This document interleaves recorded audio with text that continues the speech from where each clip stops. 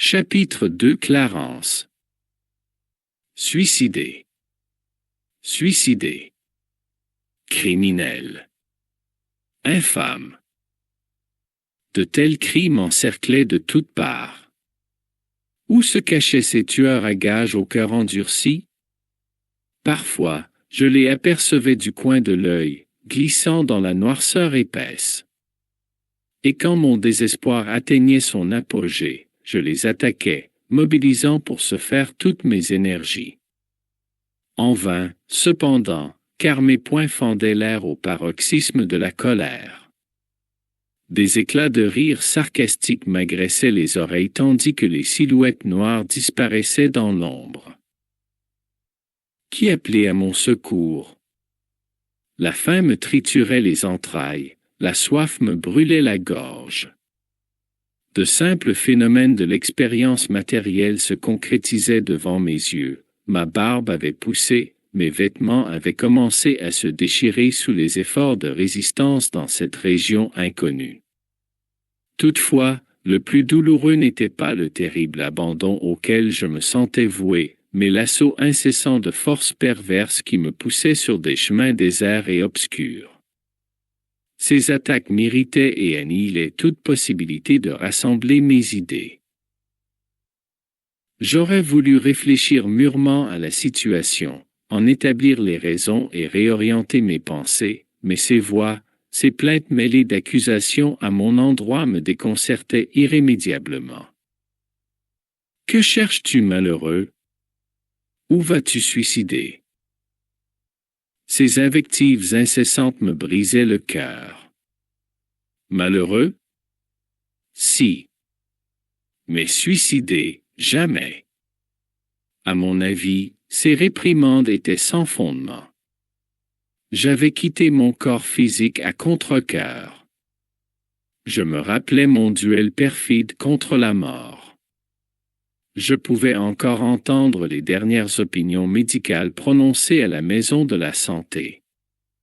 Je me souvenais de l'assistance dévouée que j'avais obtenue, des traitements douloureux que j'avais subis au cours de ces longues journées qui avaient suivi la délicate opération aux intestins.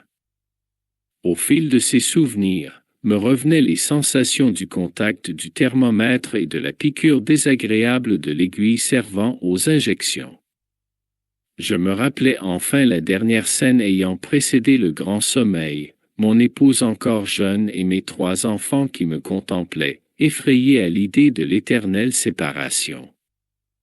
Ensuite, mon réveil dans ce paysage humide et sombre et ce long voyage qui semblait sans fin. Pourquoi me traiter de suicider quand j'ai été forcé d'abandonner ma maison, ma famille et la douce compagnie des miens? Même l'humain le plus fort finira par atteindre les limites de sa résistance émotive. Ferme et résolu au départ, j'ai commencé à sombrer dans de longues périodes de découragement, et loin d'acquérir la force morale, faute de connaître mon destin, je sentais que les larmes longtemps refoulées me venaient aux yeux plus fréquemment, débordant de mon cœur trop plein. Mais à qui en appeler? Malgré l'ampleur de la culture intellectuelle que j'avais apportée du monde, je ne pouvais à présent modifier la réalité de la vie. Devant l'infini, mes connaissances ressemblaient à de petites bulles de savon portées par un vent impétueux qui transforme les paysages. J'étais une chose que l'ouragan de la vérité avait amenée de très loin. Toutefois, la situation n'avait pas modifié l'autre réalité de mon être essentiel. Quand j'en venais à me demander si j'étais en train de devenir fou, ma conscience vigilante me confirmait que je demeurais moi-même et que je conservais les sentiments et la culture amassés pendant l'expérience matérielle. Mes besoins physiologiques persistaient sans changement. La faim châtiait toutes mes fibres, néanmoins, cet abattement progressif ne me faisait jamais tomber définitivement d'une fatigue absolue. De temps à autre, ma soif m'attirait vers un mince filet d'eau autour duquel je trouvais par hasard des plantes qui me semblaient comestibles. Je dévorais les feuilles inconnues et collais mes lèvres à la source troublée autant que me le permettaient les forces irrésistibles qui m'obligeaient à avancer. Souvent, j'aspirais la boue du chemin en me rappelant le vieux pain quotidien et en pleurant à chaudes larmes. Je devais fréquemment me cacher d'énormes troupeaux d'êtres animalesques qui passaient en bande tels des bêtes insatiables. C'étaient des scènes terrifiantes qui faisaient croître mon découragement. C'est alors que j'ai commencé à me rappeler qu'il devait exister un auteur de la vie où qu'il soit. Cette idée me réconforta. Moi qui détestais les religions dans le monde terrestre, j'éprouvais maintenant le besoin d'un réconfort mystique.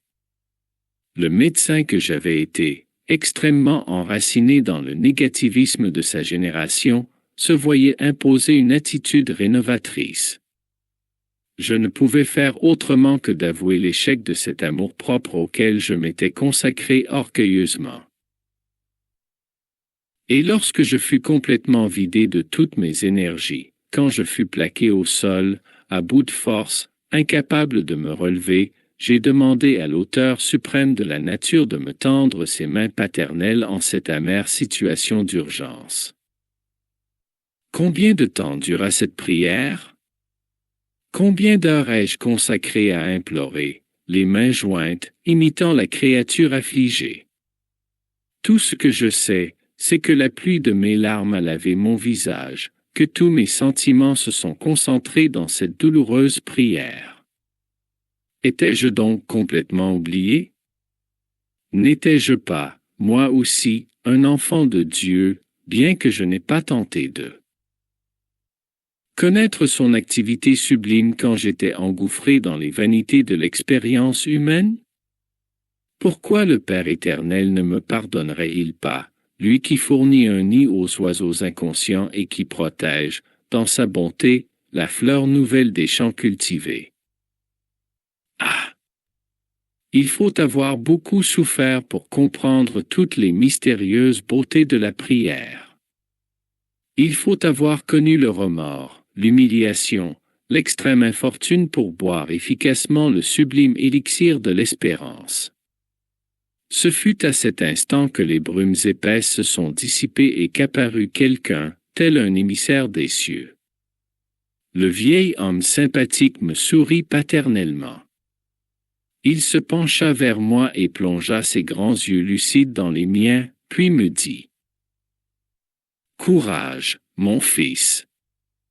Le Seigneur ne t'a pas abandonné. » Des pleurs amers immergèrent mon âme tout entière.